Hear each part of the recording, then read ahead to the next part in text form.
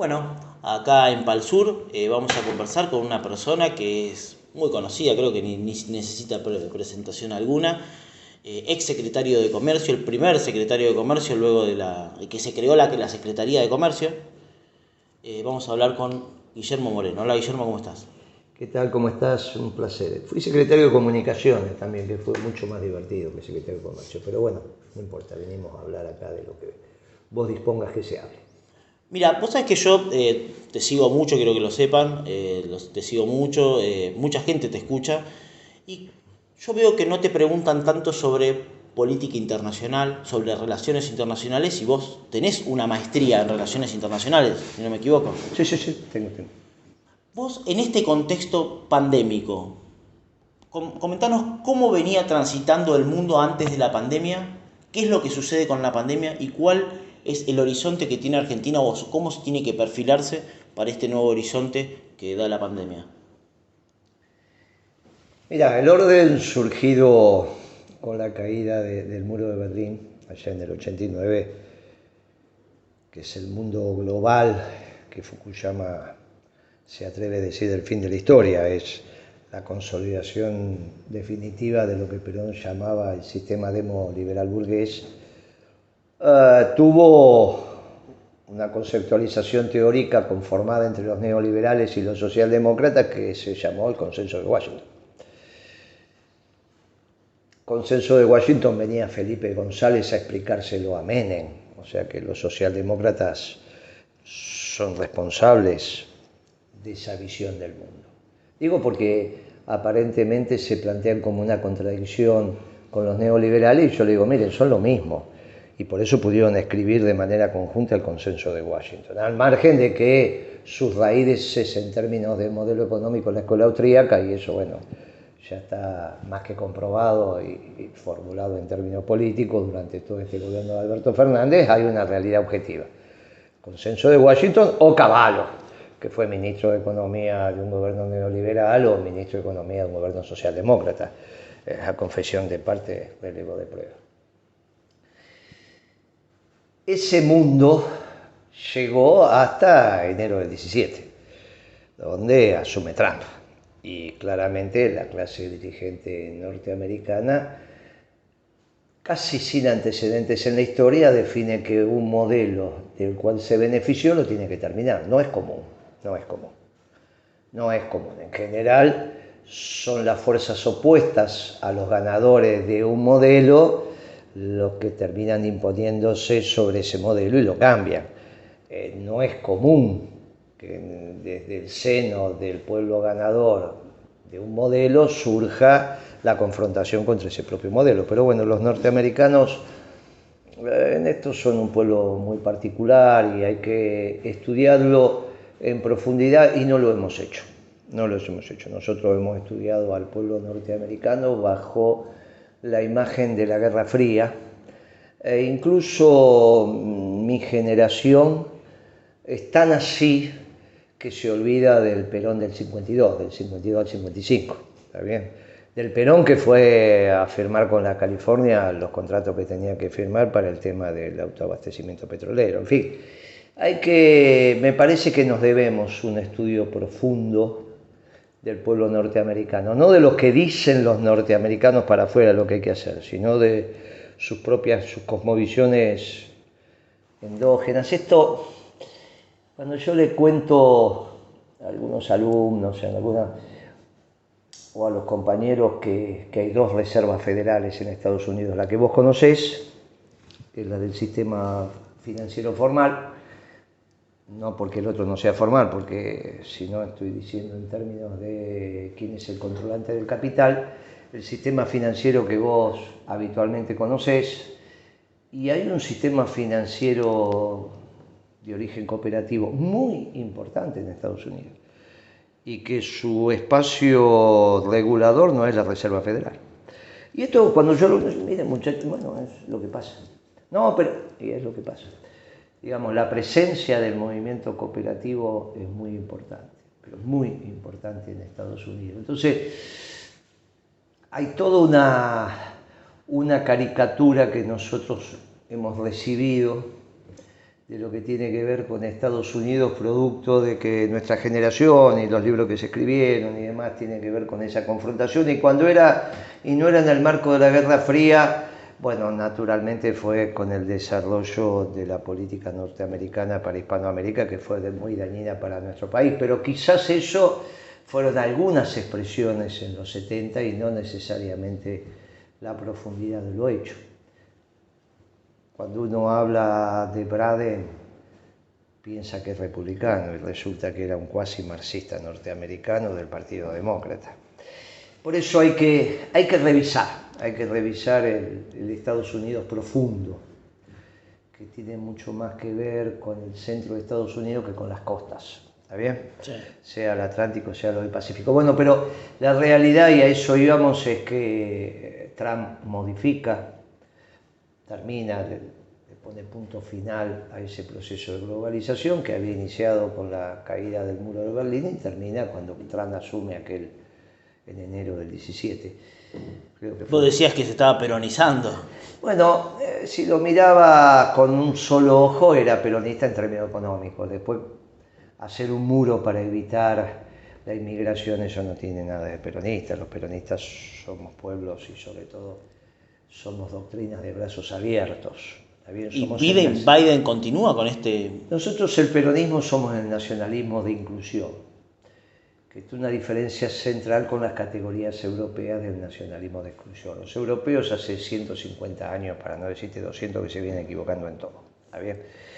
Nosotros, humilde pueblo nuevo del sur de Hispanoamérica, generamos categorías distintas y ahí generamos las categorías nacionalistas, pero el nacionalismo de inclusión. Sí, Biden continúa e incorpora el vector militar en su confrontación con China, que es lo que no cambió. ¿Por qué termina la globalización? Porque lo que nosotros habíamos hecho, que era interrumpir el libre flujo de bienes y servicios, cuestionando la Organización Mundial de Comercio, eso nos valió un juicio, lo hice personalmente, me tocó hacerlo, digamos, todo el 12 y todo el 13, después salí de la línea de combate del gobierno, pero durante el 12 y el 13 fue lo que tipificó nuestra gestión de gobierno. En realidad lo toma Trump y lo hace a una escala distinta. Es otra escala, no es lo mismo Moreno con un teléfono que Trump con sus twitters. Hay 12, 14 portaaviones de diferencia, digamos, ¿no? Entre otras cosas. A la Argentina no le tenían ningún tipo de paciencia. Alemania le dijo en boca de la Merkel, bueno, a Estados Unidos hay que tenerle paciencia estratégica, que fue una definición extraordinaria. Hay que tenerle paciencia estratégica. Pero ese mismo análisis es lo que nos tiene que, de alguna manera, incentivar a nosotros para conocer el Estados Unidos profundo. En ese esquema y esa ruptura del viejo orden, el viejo orden surgido en los 90, 89, 90. Lo que hablamos del Consenso de Washington, el neoliberalismo, sí, etcétera, sí, mundo unipolar. Ese mundo que se termina, hoy está construyendo su nueva arquitectura y está definiendo los nuevos ganadores y los nuevos perdedores. Que quizás los nuevos perdedores son los viejos ganadores del anterior modelo. Esto es Europa continental y China. Y ahí la Argentina tiene que ser muy prudente, porque si elige al perdedor de la confrontación le va a ir muy mal. Sobre todo porque parte del territorio ocupado que tiene Argentina es por los británicos, que es una potencia que está volviendo, la clase dirigente inglesa tomó conciencia del nuevo ordenamiento geopolítico, lo primero que hace es salirse de Europa, del mercado común, de Europa en términos de espacio económico, ¿no? El Brexit. No es que le puso unos motorcitos a las Bretañas. Igual dicen muchos que nunca estuvo inserto como los demás. Bueno, de hecho seguía con la libra, pero tenía. Sí. Ha recuperado su grado de libertad para definir la política económica. Y esa clase dirigente pide pistas en el nuevo mundo, y la consiguió. Y el ejemplo de la pista que le ha dado Estados Unidos es el AUKUS, que es esta alianza entre Australia, el Reino Unido, UK de Australia, UK del Reino Unido, inglesa obviamente, y AUKUS, Unión de los Estados Unidos. Entonces, ¿dónde el gran perdedor de Francia? Ahí había un contrato de 14 submarinos a propulsión diésel, que sirve perfectamente para los australianos porque es un esquema de defensa, y en realidad fueron reemplazados por submarinos ofensivos que son los submarinos nucleares. Sí. La diferencia entre el diésel y el nuclear, obviamente, tiene que ver para qué lo usás. Unos son defensivos, los otros son ofensivos. Una flota de submarinos en la Argentina sería imprescindible, no es necesario que lo tengan nucleares.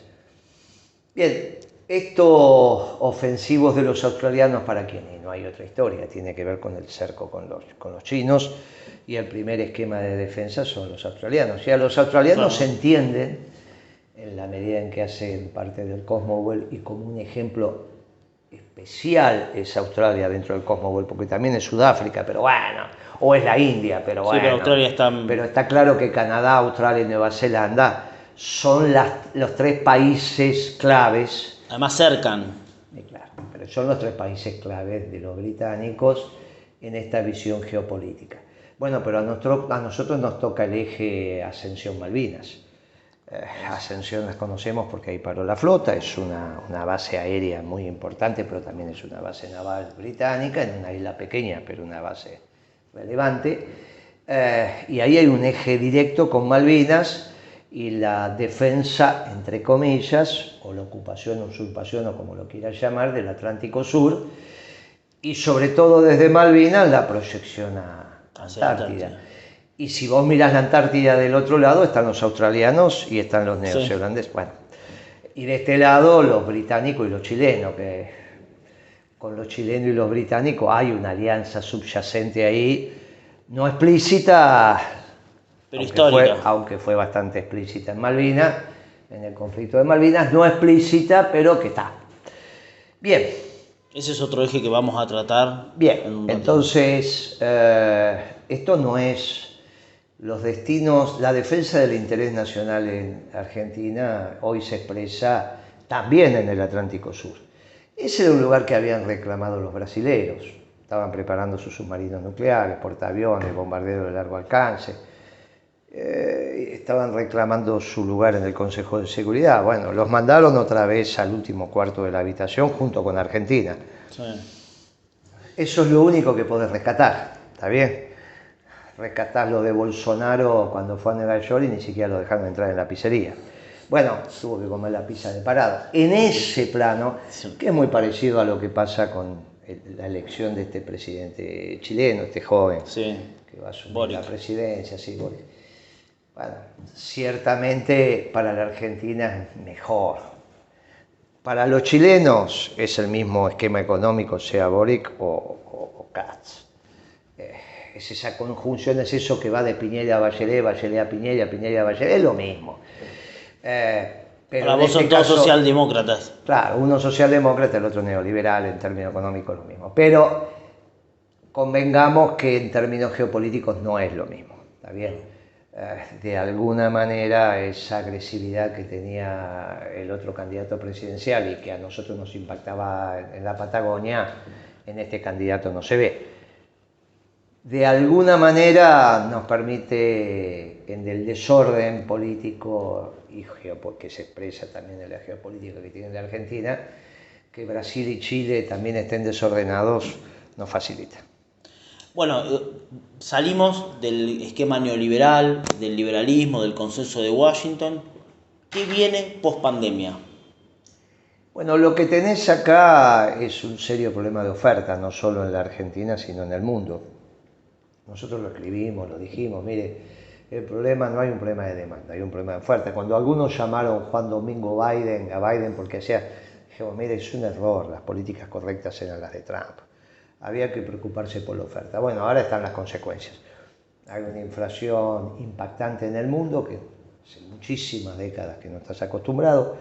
no saben lidiar con esa tasa de inflación y van a tomar las únicas medidas que saben tomar, que es aumentar la tasa de interés, como lo hizo Paul Volcker en su momento allá en la década del 80. Aumentar la tasa de interés, Claro, es que a vos te pidan más interés por cada deuda que pidas. Sí, pero te van a pasar la tasa de mercado y ese es un problema muy serio. Pero aparte, innecesario. O sea, vas a llevar al mundo por un exceso de, entre comillas, de demanda, a ajustarla y vas a estar en un espacio recesivo. Cuando vos tenés que salir a vender al mundo, claro, cuando vos tenés que salir a vender al mundo, estás en un lío. Eso fue fundamentalmente Estados Unidos, que el rol bizcochazo, en vez de hacer políticas de oferta, que era lo que ellos están acostumbrados y era lo que estaba haciendo Trump, salieron a hacer políticas de demanda y ahora tienen un lío bárbaro. Entre ellos, que te dicen que hay una cantidad de gente que ya perdió el espíritu de trabajo. En Estados Unidos, imagínate vos, que no estamos hablando de eso, la cultura de trabajo en Estados Unidos es de su propia formación como país. Es raro lo que está aconteciendo, por eso hay que estudiarlo. Y con respecto a Argentina, ¿cómo se inserta, primero, cómo se construye internamente para poder implementarse en el mundo, para poder meterse en el mundo, este mundo que estás describiendo vos? ¿Qué tiene que hacer? Primero, reflexionarlo. Porque no hay una reflexión profunda ni del gobierno anterior ni de este. Eso está claro. Nosotros tuvimos una reflexión, estoy diciendo nosotros en términos del gobierno anterior del anterior, estamos hablando de la década ganada, a raíz de la crisis del 2008 que impacta en la Argentina del 2009. Ahí había tres posiciones muy claras al interior del gobierno. Los que decían que había llegado el momento del euro, los que decían que era el momento del yuan, o sea que iban a despegar los chinos, y los que decíamos que en algún momento los norteamericanos iban a sacar el séptimo de caballería y se terminaba todo. Cristina en ese momento, la presidencia, supo esperar para ver, tenía claro que no podía llevar el portaaviones argentino a un puerto que hubiese fracasado, o el puerto europeo o el puerto chino, y que había que esperar. Se esperó y ya para el 2009 la cosa estaba clara. Estados Unidos le había pasado la crisis a los europeos e incluso algo a los chinos, y bueno, estuvo claro que salió fortalecido de esa crisis, salió fortalecido porque finalmente tuvo una ganancia de productividad extraordinaria porque puso en valor el gas. Y un pueblo que se había quedado sin combustible fósil pasó a ser lo que vos nombrás puede ser la revolución norteamericana. La revolución energética norteamericana, claro, una cosa extraordinaria. Una cosa extraordinaria. O sea, un pueblo que había modelado el mundo en función de la búsqueda del combustible fósil, claro, ahora resulta que estaba en condiciones de exportarle combustible fósil al mundo. Bueno, una cosa sorprendente, y la ganancia de productividad fue fantástica. Cuando eso se consolida es que la clase dirigente norteamericana decide que los europeos y los chinos ya le habían entrado en su zona de confort y vuelve Trump como representante de esa clase dirigente también, que es lo mismo que Johnson en Estados Unidos, en Inglaterra. Son expresiones de esa clase dirigente. Lo que pasa que en el caso inglés es un lord, o de la Cámara de los Lores, y en el caso de Estados Unidos es un muchacho que arranca y va. Sí, un millonario. Que el padre ya arrancó. Pero que bueno, este fue el que tenía trato con Franco Macri, que le dijo finalmente a Franco Macri, me parece que en Nueva York, que el emprendimiento que estás haciendo en Nueva York no es para vos. Me parece que esta es una comida muy picante. Y Franco le dice, pero yo invertí, ¿cómo no? Acá tenés la plata, pero es el que le hace esa recomendación a Franco, es este Donald. Obviamente bastante más joven, esto me lo cuenta Macro, y así como estamos hablando con vos, me lo contó Franco a mí. Bueno, después vino y hizo Puerto Madero acá con ese emprendimiento, porque en realidad la idea de Puerto Madero era lo que iba a hacer Franco en el viejo puerto neoyorquino. Y ahí ese es el proyecto de él, que lo termina haciendo acá. Y después le termina prestando $44 millones. ¿Perdón? Le termina favoreciendo que le presten 44.000 millones de dólares. Bueno, eso hay que estudiarlo un poco más. Me parece que esas son cosas. Con respecto al FMI, ¿qué te parece lo que dijo el FMI? Vos en algún momento hablaste en el 2018, sí, enviaste una carta, me acuerdo, Sí, 2017 o 2018. 18, porque es cuando se empieza a negociar el stand-by, y yo en mi carácter de presidente de la Comisión de Economía del Movimiento Peronista le mando la nota a la Lagarde y designo a 3 compañeros, uno lamentablemente ya falleció, que es Perelmiter, nos quedan 2 que son Chaliú y el que es claro, que ahora es embajador en Arabia Saudita, para negociar en nombre del peronismo con el staff del fondo qué pasaba con ese préstamo. Mirá, primer tema, porque esto también es una discusión con la progresía que no se entiende, porque no estudian, no hacen, no piensan. Yo no conozco a nadie que cuando le prestan plata se pone triste. Si vos conoces uno, me lo decís. Esto vulnera el sentido común. Vos vas a hablar con los alemanes, con el que quiera, con los rusos, anda a hablar con quien quiera. No, nos prestaron plata. Estoy muy preocupado porque nos prestaron plata. Esto, muchachos, esto vulnera el sentido común. ¿Está bien? Ahora, si en todo caso esa plata no hubiese venido, obviamente que el modelo le explotaba a Macri. En todo caso, lo que tenemos que ser es honestos en eso. Mirá, Macri llevó a la Argentina a un punto de no retorno. Él solo no, también Kicillof cuando devaluó. Ahí comenzó. Sí, ahí comenzó. Bien, entonces llevaron a la Argentina a un punto sin retorno, es cierto. ¿Qué hicieron los del Fondo Monetario? Y bueno, el Fondo Monetario estiraron un poco el tema. Sí, lo estiraron un poco en términos históricos, que lo estiraron 2 años más, 3, 4, bueno, nadie sabe cuál es la anécdota, pero todos sabemos que esto es irreversible. No hay ningún economista profesional que te diga que esto no es irreversible. Ahora, el problema no es que te hayan prestado plata, eso es una cosa que no tiene ni pie ni cabeza. Te prestaron la plata, nosotros lo que le dijimos es guarden algo para el gobierno que sigue. Bueno, Alberto, cuando llegó, lo que hizo fue renunciar al préstamo. Bueno, ¿qué quiere que te diga? Le quedaban todavía 13.000 millones de dólares para utilizarlo bien, no para utilizarlo mal. Para utilizarlo bien, si él agarraba esos 13.000 millones de dólares, iniciaba la renegociación con el fondo, la terminaba y obviamente después tenía que encarar la negociación con los privados, que fue lo que le dijimos, hizo todo al revés. ¿Qué sería bien? Porque algunos dicen, bueno, a ver, ¿qué sería haber hecho, además de no fugársela en pensada, pero digo, ¿qué sería invertirla bien o qué sería hacer algo bueno con esos 13.000 millones de dólares? Pero obviamente, imagínate vos si en nuestro gobierno hubiésemos tenido 13.000 millones, pero es ridículo, lo tenés que utilizar para consolidar el espacio de producción y trabajo que vos te planteás. Lo que está ahora en hidrovía, por ejemplo. Pero esas son. Muchachos, vos tenés que cambiar el patrón de acumulación de capital. Siempre es preferible hacerlo con un poquito de resto que sin nada de resto. Lo que tenés que cambiar es el esquema. Kicillof cuando devalúa vuelve a poner al tipo de cambio, en este caso el dólar, y la tasa de interés como precio de los precios. Entonces vas a un esquema especulativo rentístico. Macri eso se metió con el precio de la comida los primeros 2 años, después vino el Fondo Monetario, lo obligó a poner retenciones nuevamente. El fondo le obliga a Macri a poner retenciones, le ordena el esquema económico, pero obviamente sigue siendo la tasa de interés el precio de los precios y naturalmente como no paran la corrida el precio del dólar, y después viene Alberto y siguen lo mismo. ¿Qué hicimos nosotros en nuestro gobierno? Bueno, lo que pusiste fue en valor el trabajo como ordenador de la economía, para eso hiciste rentable las compañías, con un tipo de cambio competitivo, e hiciste desde el tipo que vendía choripán en la cancha hasta la empresa más grande de la Argentina rentable, y ahí era un tema de esperar.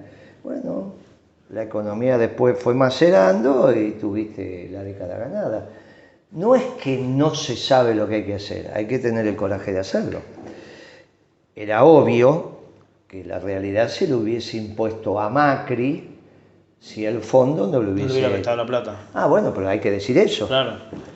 Yo en ese momento dije, mire, queremos un gobierno de transición. Usted sostiene que en realidad existió un plan, existía un final de modelo. Claro, y la última oportunidad que tuvimos de tener la voluntad para ordenar la cosa es abril del 19. En abril del 19 podíamos haber hecho un gobierno de transición. La que no quiso fue Cristina, lo mandó a Álvarez Agis a hacer esa declaración, los que quieren echar a Macri, nosotros lo vamos a defender en la Plaza de Mayo. Nadie quería echar a nadie. Queríamos un gobierno de transición, porque el gobierno de transición es símil del gobierno de Duhalde y de las decisiones que se tomaron. No es que las decisiones económicas que tomó Remedenikov no son decisiones que dejan al poder político de esa instancia piel y hueso. Eso era lo que había que hacer, de abril a diciembre. Y en diciembre, cuando asumiera el nuevo gobierno, ya tenía el campo razonablemente asfaltado. ¿Qué sería ajustar, dice usted? ¿Habría que haber ajustado? No tenés que ajustar, tenés que equilibrar la macroeconomía. ¿Por qué vas a ajustar? No, porque nosotros somos peronistas. No, está bien, porque la pregunta... Yo le voy a cobrar retención a la Pampa Húmeda. Eso. Bueno, yo no ajusto. ¿Y qué pasó con ese ofrecimiento que usted dijo que había que cobrarle 7.500 millones? Nunca lo pusieron. Nosotros le mandamos el plan económico a Alberto. Obviamente él tiene una cabeza socialdemócrata.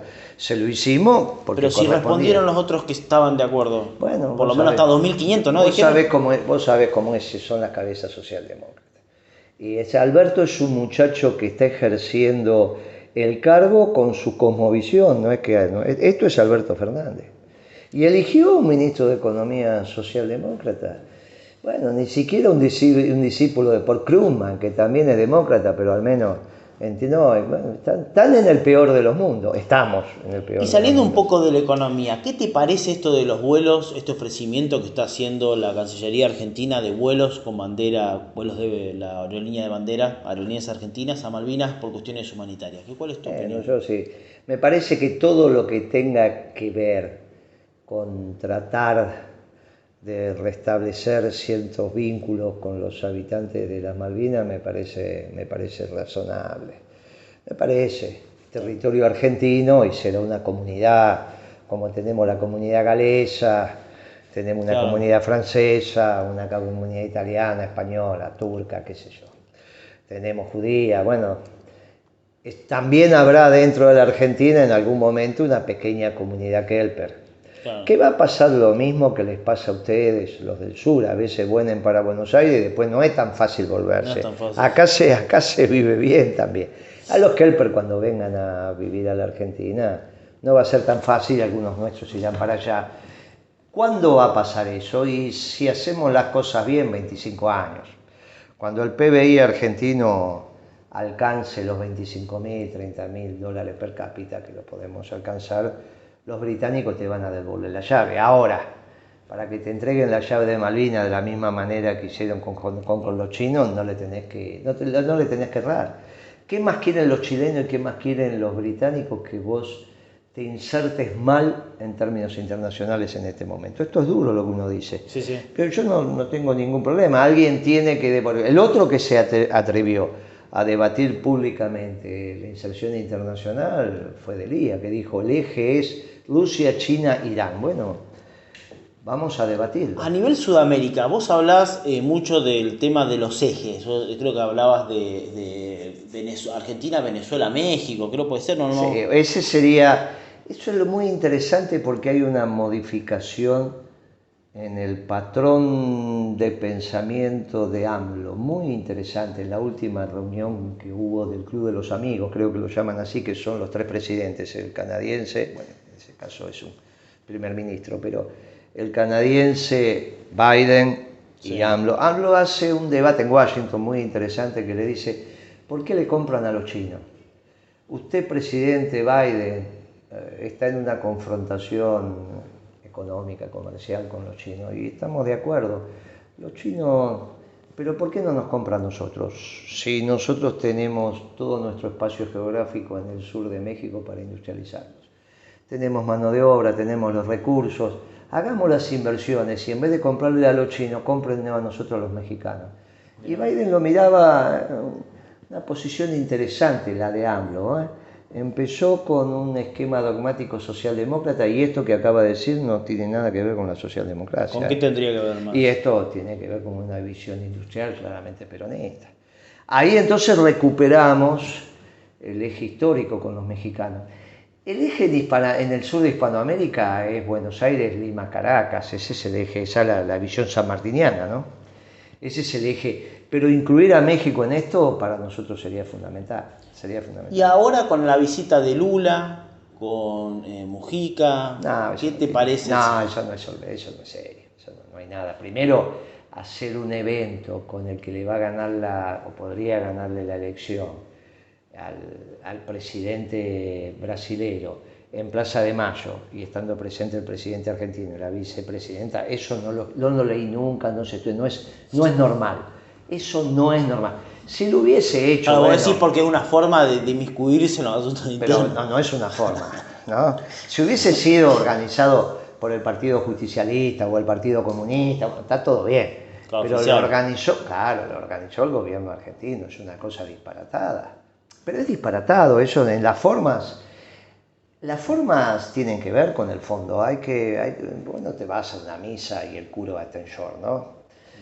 Bueno, usted igual, le voy a hacer a mí una de las cosas que me llama la atención, que me encanta, yo lo veo siempre, lo sigo, te vuelvo a decir, es que me acuerdo que usted una vez dijo, a mí me llaman la atención porque como con la mano, algo así dijo, como que usted a veces en las formas de decir las cosas no es tan... Bueno, pero yo no soy funcionario. Claro, bueno, es cierto eso. No, yo no tengo la representación de la Argentina. El presidente y la vicepresidenta, sobre todo el presidente, es obvio que la tiene. Y del otro lado hay un presidente que ganó a regla de juego, no es que... Entonces vos lo tenés que respetar, las formas en ese espacio son muy importantes. ¿Y Boric qué le pareció cuando habló del peronismo? No creo que haya hecho esa declaración, ¿eh? Yo no, esa que salió en un... ¿En un Twitter? No creo, en Twitter de él nosotros la buscamos y no lo encontramos, era algo, me pareció que fue más un meme, ¿no? Que hablaba, al menos el que yo leí. Yo escuché la entrevista que le hicieron al hermano, y el hermano también reivindicaba de alguna manera a los gobiernos peronistas. No lo sé, ¿qué decía el hermano? No, decía como que tenían una cuestión de hermandad, que habían aprendido mucho de lo que... No puede ser, él se definió socialdemócrata, ¿no? Ah, mirá. Él se definió. Él dijo, bueno, si esto que voy a hacer es socialdemócrata, seré socialdemócrata. Sí, bueno, está bien. Si ladrás y movés la cola, lo más probable es que seas un perro, qué sé yo, así que... ¿Y cuál es la diferencia esencial entre un socialdemócrata y un peronista? ¿Y dónde pones, lo hablamos hace un rato, dónde pones el acento en la acumulación de capital? Acá vos vas a ver que el gobierno, después de la firma del acuerdo con el Fondo Monetario, va a empezar a hablar de la Argentina postindustrial. No lo va a hacer así ahora en voz en cuello porque le estoy ganando yo la cuerda, digamos, estoy hablando antes que ellos. Y ellos escuchan todo lo que uno dice. Pero ellos tienen una visión de la Argentina postindustrial y acá no hay ninguna Argentina postindustrial en la medida en que no completaste el ciclo. Ahora, el que no haya una Argentina postindustrial estás aceptando una desocupación estructural. Era el viejo plan de la sociedad rural de 3 vacas por persona. ¿Y cómo se inserta esto en este nuevo mundo que pide, por ejemplo, bajar emisiones? Porque la industrialización también tiene acarrea problemas. Pero nosotros no vamos a pagar las consecuencias de algo que hicieron ellos, ¿no? Primero déjame que razonablemente mi pueblo esté ocupado. Y después vemos. Pero eso así se trató, no sé si se habló tan así como dice usted. Bueno, yo te digo lo que yo diría. Claro. Primero déjame desarrollar, alcanzar un estándar. Nosotros no vamos a tener portaaviones ni armas ofensivas, no las precisamos, no somos un pueblo imperial. Claro. Pero ahora no me pidas que tenga una desocupación del 25% porque me parece que es inadmisible, ¿no?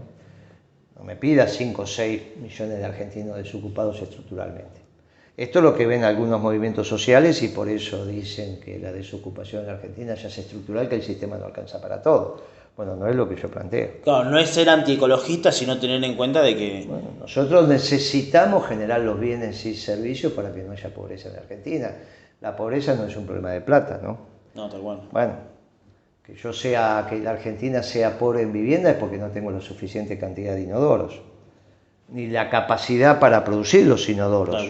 Bueno, y tampoco los puedo importar porque ahí me aparece la restricción externa. Bueno, si importo inodoros no voy a importar penicilina. Bueno, Muchachos, ese es el modelo que necesitamos. Bueno, vos ahora estás hablando de las importaciones y hay algo que me gustaría, como para ir ya finalizando, no molestarte más.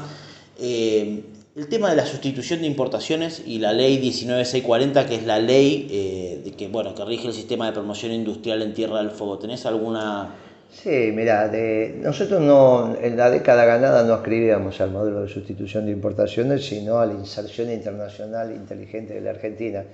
No queríamos hacer el celular argentino, sino que todos los celulares del mundo lleven un componente argentino, que es distinto. ¿Está bien?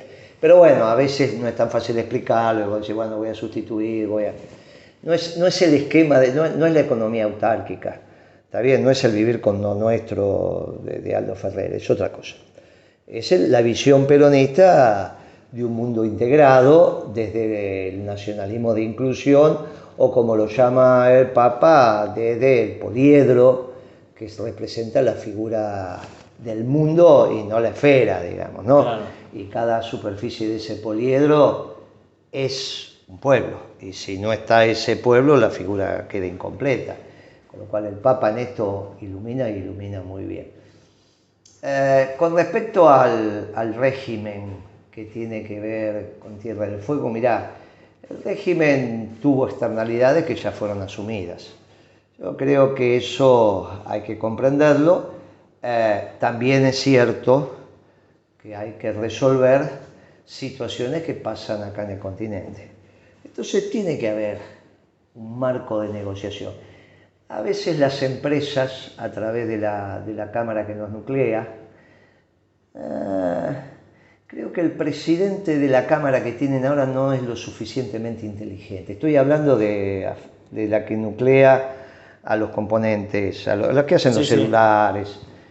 Había un muchacho que entendía esto, que era, si no me equivoco, Mayoral, me parece que era algo así se llama. Ahora hay un muchacho que mucho esto no entiende. Me parece que mucho no entiende y se pone en un córner a discutir, y siempre que se tensiona se termina mal. Defendiendo los intereses de la muchachada de Tierra del Fuego, porque es una realidad. Yo escribí un artículo hace poco.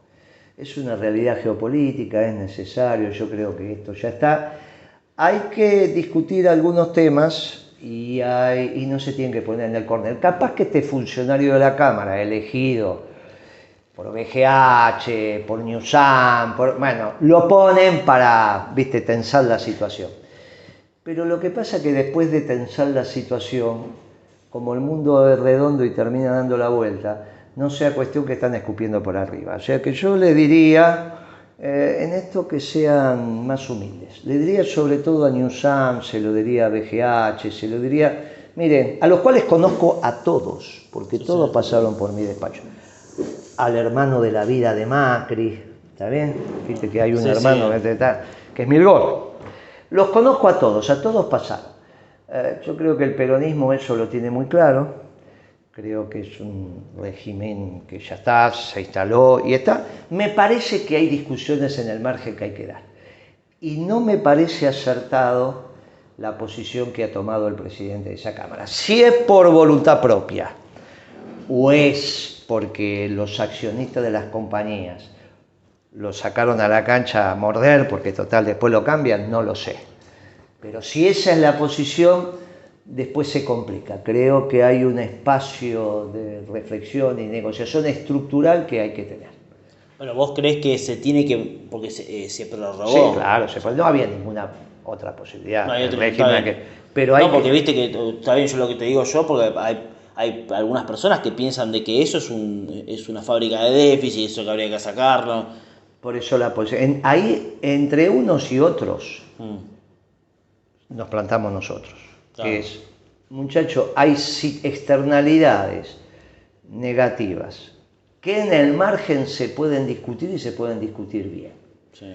Ante esta posición de discutir en el margen, te plantean una situación, el presidente de la Cámara, porque lo hace público, de ponerse en un córner. Esto ¿Qué sería ponerse en un córner? Y es lo que hizo, esto nada. Bueno, claro. Esto genera resistencia en las empresas competitivas del continente, con lo cual empiezan los lobbies inversos. Claro. Bien, entonces, es una humilde recomendación a los accionistas de esa compañía. Ahora, a los cuales los conozco a todos. a los cuales humildemente se lo digo desde acá y a través de tu medio. Imagínate que esto que estás diciendo va a tener una repercusión en tierra. Ojalá. Vos imagínate, cuando diga Moreno habló y le habló al presidente de la Primero Cámara. van a preguntar qué Moreno, porque yo también soy Moreno. Claro, bueno. Afarte se llama, ¿no? Algo así me parece que Sí, era. no me acuerdo. Sí. ¿De cuál? ¿El tipo o la empresa? No, la Cámara. La cámara, Farte, sí. Sí, por eso. Bueno, Guillermo, muchas gracias por recibirnos. No, entre una conversación entre morenos. Entre morenos. Muchas gracias, Guillermo. No, muchas gracias. Moreno entrevistando a Moreno. Un placer, viejo. Hasta la próxima.